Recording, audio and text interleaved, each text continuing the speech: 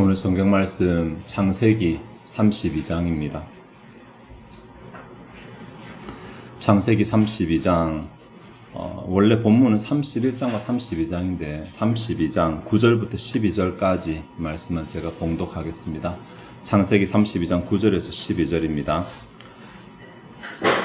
야곱이 또 이르되 내 조부 아브라함의 하나님 내 아버지 이삭의 하나님 여호와여 주께서 전에 내게 명하시기를 내 고향 내 족속에게로 돌아가라 내가 내게 은혜를 베풀리라 하셨나이다.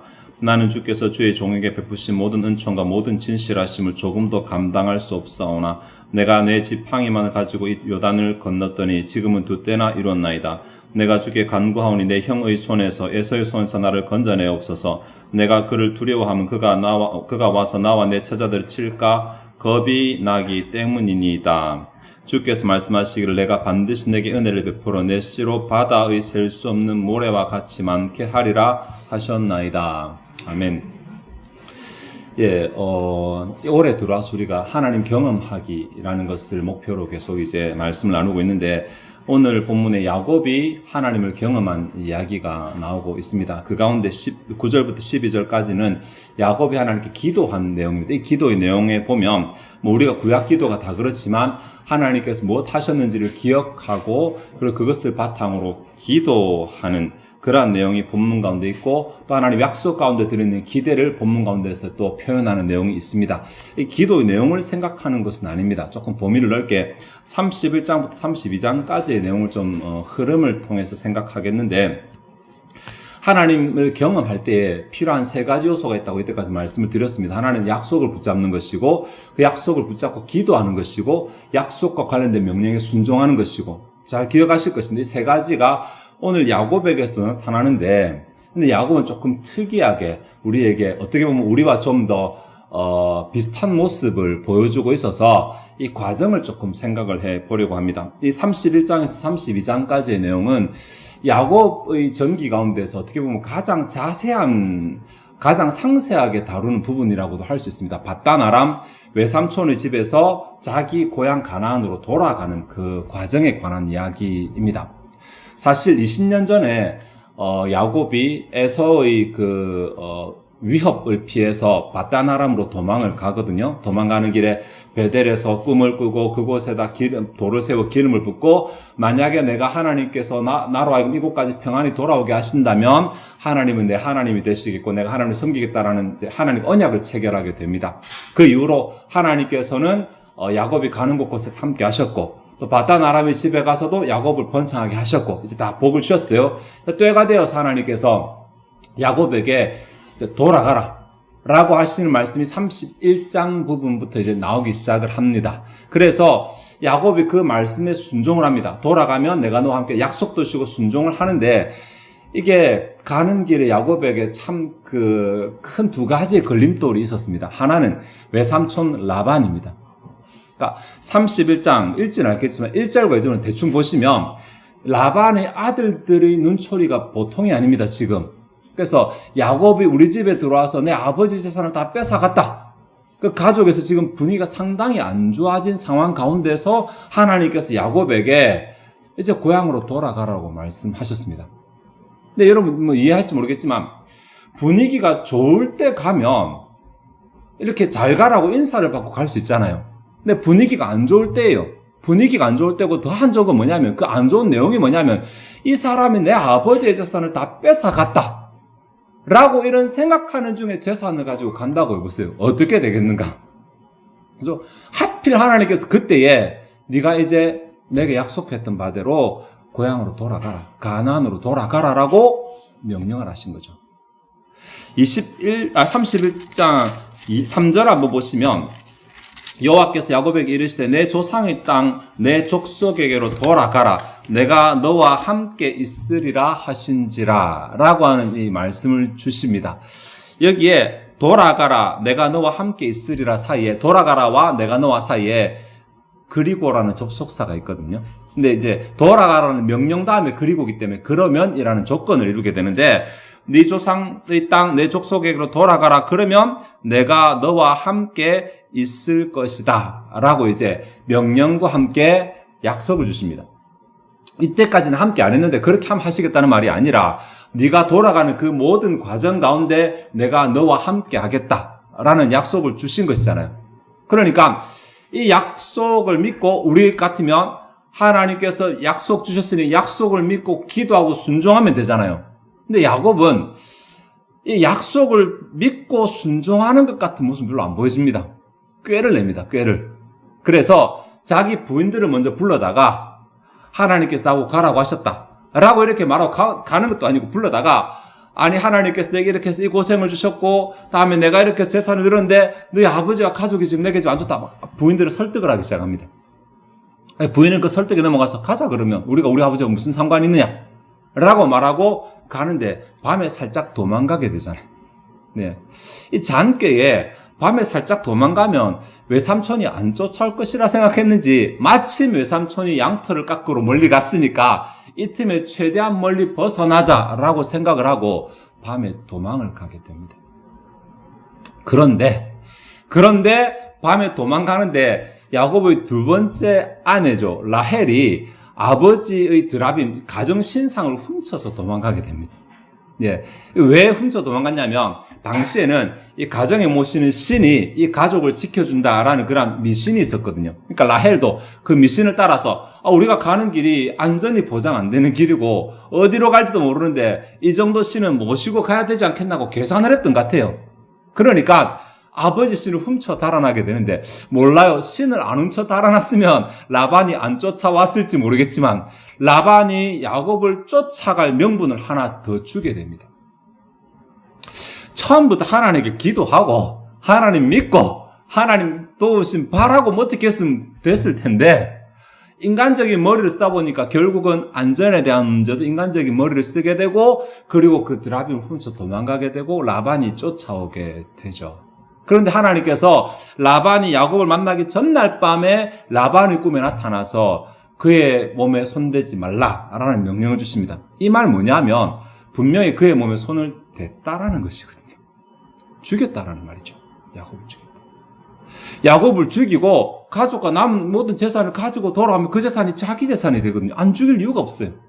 더군다나 야곱이 명분까지 줬잖아요. 뭘 잘못했으니 도망간 거지. 드라빔도 가져간 거지. 그러니까 죽여도 누구도 아무 말 못할 상황이 되어버렸습니다. 야곱의 잔꾀에서 나온 것이. 야곱이 진짜 가나안 땅으로 돌아가려고 해서 밤에 도망을 간 건지 아니면 여기서 더 이상은 이들을 우려먹을 수 없겠구나. 여기서 더 이상 내가 내 머리 가지고 안 되겠구나라고 한계를 느껴서 거기서 떠나게 된 것인지는 알 수 없으나 어쨌든 아직까지는 그러한 신앙적인 티는 나타나지 아니하고 하나님의 도우심을 경험한 채로 이야기가 끝나버립니다. 31장 이야기가 끝나거든요. 어쨌든 라반이 이랬습니다. 라반은 돌아가서 하나님께서 해치지 말라 그랬어요. 안 해치고 돌아갔고 그 다음에 32장 1절과 2절에 보면 좀 또 다른 이야기가 하나 나오는데 왜 여기 적혀 있을까를 모를 만한 이야기가 나옵니다. 32장 1절과 2절에 보면 야곱이 길을 가는데 하나님의 사자들이 그를 만난지라 야곱이 그들을 볼 때 이르기를 이는 하나님의 군대라 하고 그 땅 이름을 마하나임이라 하였더라 라고 합니다. 마하나임이라는 이름 참 잘 쓰는데 성경에서 이곳에 나오거든요. 근데 그 다음에 그래서 마하나임이라 하고 군대가 도움을 주겠다 뭐 이런 얘기 1절 나오지 아니하고 그냥 이것을 얘기가 뚝 끝나버립니다. 31장에 라반 사건이 있고 나서 그 다음에 하나님이 다시 나타나지 아니하십니다. 나타나지 아니하시고 하나님의 군대를 그들의 눈에 보여주시고 그것을 직접 자기들이 인정하게 만드셨습니다. 그 다음에 야곱이 진짜 남은 문제가 이제 32장에 나오는데 에서의 문제거든요. 20년 전에 에서 때문에 도망 나왔잖아요. 20년 전에 사실 그보다 더 오래됐지만 팥죽 한 그릇에 장자의 명분을 빼앗고 그다음에 아버지를 속이고 형을 속이고 장자의 축복을 받아버렸잖아요. 이것 때문에 에서가 죽인다 그래서 도망 나온 길이거든요. 20년이 지났지만 20년 동안 에서는 잊고 살았을 수 있어. 그러니까 라반에게 안 쫓아왔죠. 근데 막상 야곱이 돌아온다는 소식을 들으면 그 욱하는 성질에 그 싸우기 좋아하는 성질에 가만히 있을 것 같지가 않았습니다. 리브가가 뭐라 하고 야곱을 보냈냐면 당분간 피해 있으라. 네 형이 잊어버리면 내가 사람을 보내 너를 다시 데려오겠다. 근데 20년이 지날 때까지 리브가가 아들 야곱을 그렇게 생각하는 리브가가 사람을 안 보냈다는 것은 분명히 에서의 성품이 고쳐진 게 아닌 것 같아요. 그러니까 안 보냈거든. 근데 지금 야곱은 어차피 저기서 나와야 돼. 라반이 낌새가 심상치 않아서, 그 아들들이 낌새가 심상치 않아서 어차피 나와야 되는데, 그렇다고 저곳을 나오기는 나와야 되지만 그렇다고 가나안으로 돌아가기는 더 힘든 그런 처지에 놓여 있거든요.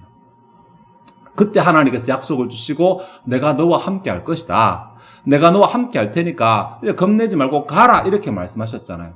근데 라반 일이 딱 끝나고 나서 야곱이 그럼 이제 하나님께서 나와 함께 하시, 이제부터는 내가 신앙으로 한번 해보겠다 라고 생각을 갖느냐? 아니었던 것 같아요. 그러니까 한 번 더 하나님께서 함께 하심을 마하나임이라는 이 군대를 통해서, 하나님의 군대를 통해서 하나님께서 함께하고 계신다는 사실을 야곱에게 확인을 시켜 주셨어요. 이 정도 확인했으면 그래, 이제 믿음으로 가보자 라고 생각을 할 법하잖아요. 아니나 다를까 바로 다음 보면 야곱이 에서한테 저 이제 왔습니다 라고 사람을 보냅니다. 웃긴 게 아버지도 계시고 어머니도 계신데 아버지 어머니한테는 전령을 안 보내고 에서한테 전령을 보내잖아요. 이게 뭐냐면 지금 야곱의 머릿속에는 온통 에서가 나를 죽이러 어떡하지, 에서는 저떡하지, 이 고민이 있다는 거잖아요. 그런 상황 가운데서 에서한테 전령을 보냈더니 전령 급하게 돌아와서 하는 말이 에서가 400명의 사람을 거느리고 지금 온답니다. 이 말 듣습니다. 이때 이 상황에서 우리의 믿음이 이제 어떻게 될 것인가? 야곱이 이때 상황에서 당장 어떻게 하냐면 크게 두 가지의 이제 액션을 취하는데, 하나는 자기의 재산을 반으로 나눕니다. 그러면서 하는 말이, 만약에 내 형이 한쪽을 치면 다른 반은 살려야지, 반이라도 건지자 라는 생각에 재산을 두 개로 나눕니다. 이 말은 뭐냐면 형이 한번 치기 시작하면 그 성격에 끝장을 볼 때까지 친다는 거잖아요. 그러니까 반의 가축을 다 죽이고 끝장나면 아유 이제 다 죽였다 끝났다 이렇게 한다는 것이니까, 둘이 보여도 다 죽이고 2천이 보여도 다 죽이고 2만이 보여도 다 죽이니까 눈에 보이는 것을 없애자, 반을 때를 나눈다는 것입니다. 이것이 2장 8절까지 이야기입니다. 32장 8절. 그리고 9절에 오늘 제가 봉독했던 기도가 나옵니다. 여러분 32장 9절 한번 보시면, 야곱이 또 이르되라는 말은 또 이르되, 야곱이 이르되가 아니고 또 이르되 나오죠. 또 그리고라는 말이거든요. 그리고 야곱이 말했다, 기도했다는데, 그리고는 앞에 내용이 있다는, 앞에 내용이 두 때로 나눴다는 것입니다. 일단 자기 머리로 할 때까지 다 했어. 이제 어차피 칠 거니까, 이제 어차피 손해는 볼 것이니까 피해를 최소한으로 하자라는 생각을 하고 나서 다 했는데 그래도 마음이 불안한 것입니다. 그때 뭘 했냐면 기도를 하기 시작합니다. 그때 기도해서 아까 제가 봉독했던 내용처럼 하나님을 부르고 과거에 하나님 도우시고 약속을 부르고 다 부릅니다. 그리고 나서 13절부터 보면 야곱이 또 하나의 행동을 합니다. 뭐냐면 13절에 볼까요? 야곱이 거기서 밤을 지내고 그 소유 중에서 형 에서를 위하여 예물을 택하니라. 형 에서를 위해서 예물을 택해서 예물을 준비하는데, 소 따로, 양 따로, 나귀 따로, 염소 따로 이렇게 자기 가진 재물 중에서 예물들을 쫙 일일로 준비를 합니다. 그래서 예물을 먼저 이렇게 쫙 보냅니다. 이게 기도를 하고 나서도 불안해서 머리를 낸 것일 수도 있지만, 기도 가운데 지혜를 얻어서 다른 생각한 것일 수도 있습니다. 보면 기도 전에는 이미 뺏긴다, 이미 죽는다, 이미 당한다라는 생각에서 지금 작전을 짜고 있거든요. 근데 기도 후에는 뭔가 소극적으로 당하는데 피해를 덜 보자라고 생각을 하지 않고 적극적으로 예물을 준비하는 방안으로 생각이 바뀌게 됩니다. 기도하는 가운데.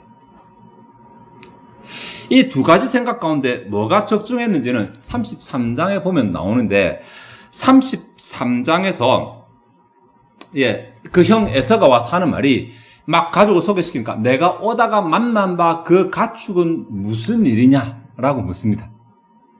그러니까 이곳에서 9절에서 12절까지 야곱이 기도하고 나서 내린 그의 방안이 먹혔다라는 얘기입니다. 그죠? 자, 기도를 하고 나서 야곱이 이렇게 해야 되겠다라는 생각에 예물을 준비하고 그 예물을 먼저 보냈습니다. 그리고 이제 가족과 자기가 남았는데 그곳이 야복강 나루터였거든요.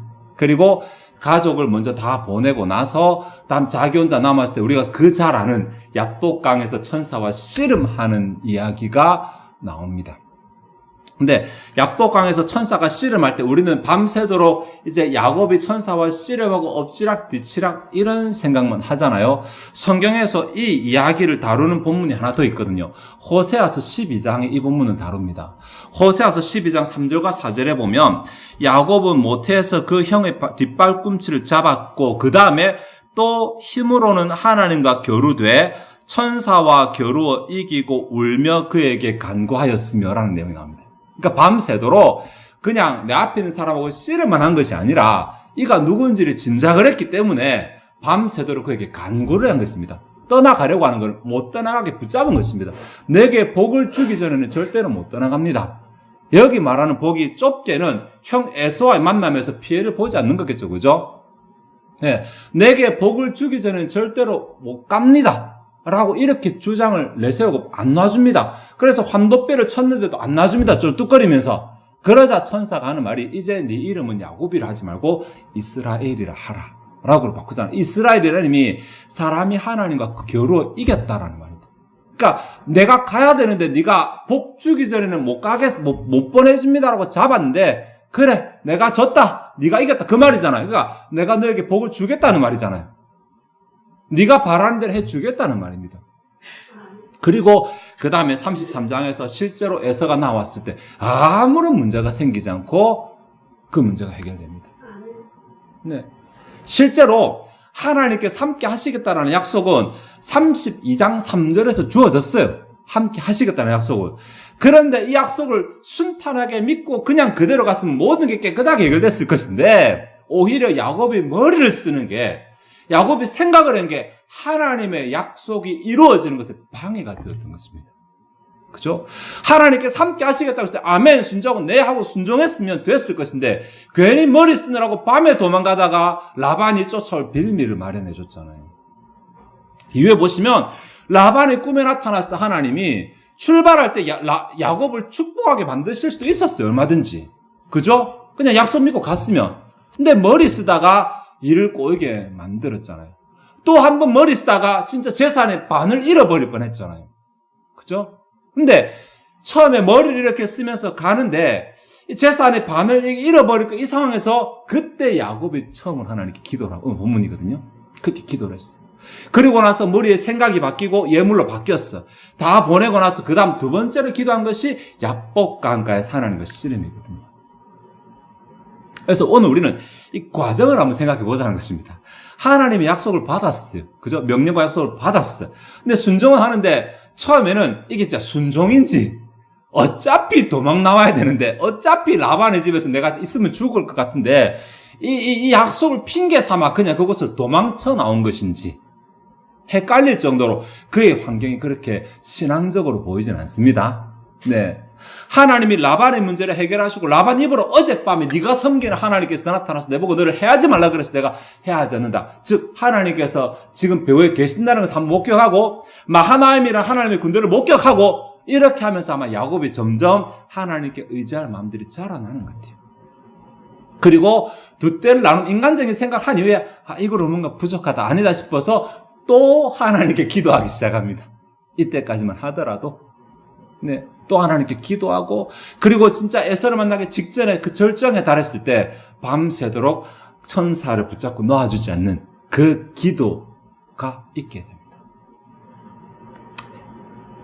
제가 제일 처음 시작할 때 야곱의 이 하나님께 약속을 받고 기도하고 순종하는 이것이 이렇게 참 이상적으로 흘러가지 않는 것이 우리와 더 닮은 것이 하나님의 약속을 받았잖아요. 우리도 받잖아요. 성경 보면 아멘 하잖아요. 아멘 하지만 성경책 듣고 나면 또 노멘 되잖아요. 이거 내가 읽었던가 약속을 받았던가 또 내 머리 굴리고 하잖아요. 이런 모습이 야곱하고 굉장히 비슷하더라는 거죠. 근데 하나님께서 그런 야곱을 훈련시켜 나가시는데 처음에는 기도 안 해도 도와주시면서 내가 너와 함께 있다는 것을 보여주십니다. 여러분 인생을 살고 한 해를 살고 몇 개월을 살고 되돌아보면 하나님께서 참 함께 하셨구나 도와주셨구나 이렇게 인정되고 감사될 때 있잖아요. 그렇게 느꼈으면 그제라도 기도하기를 또 힘써야 되는데 또 우리가 또 그렇게 느껴서 감사했으면서도 듣고 나면 감사도 잊어버리고 또 내 머리대로 살아간다는 것입니다.